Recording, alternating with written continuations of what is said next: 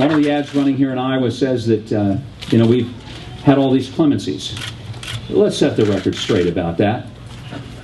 My opponent saw 100 requests come to his desk in the entire time he was governor. I saw 8,700 come to mine. 8,700. And 90% of them I denied. Now, some of them were like the 25-year-old student who wanted to go to culinary school and learn to be a chef.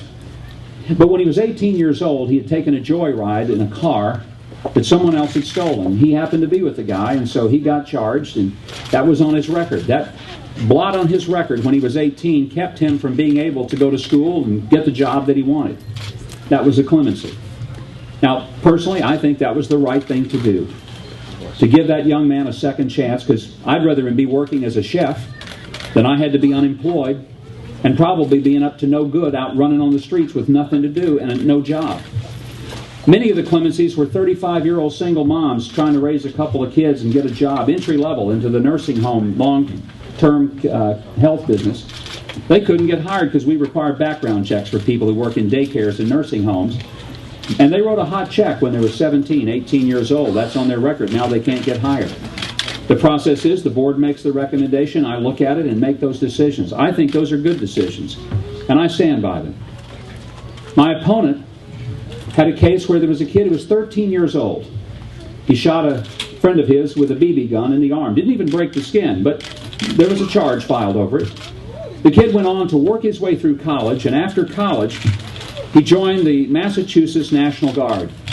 He was sent to Iraq, served honorably, worked in warfare in combat in the Sunni Triangle, received the Bronze Star for his combat efforts in Iraq.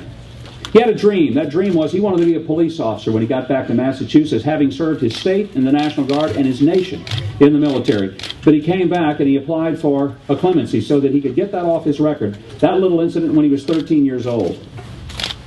My opponent, even though it was twice recommended to the parole board, twice said no to that request. Here's a young man who made a mistake when he was 13. Now, you'll have to just decide whether or not you believe that we ought to make decisions based on our own political futures or on the future of some guy who's gone and went to war for this country. I think we ought to make decisions on what's best for the future of a young man, not what's best for the future of somebody who wants to run for a future office.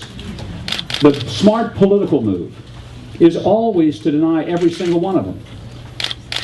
But I'm going to tell you, when I'm president, just like when I was governor, I'm going to act in the best interest as if that's your kid out there who's got that application before me. And I'd like to think that if your kid deserves it, I'd rather be thinking about the future of your kid than just the next race that I might be fighting. My opponent says there's something about judgment. I'll put mine up to his any day, because my judgment is you act in the best interest of the people who elected you, not in your own best interest. That's leadership, and that's judgment.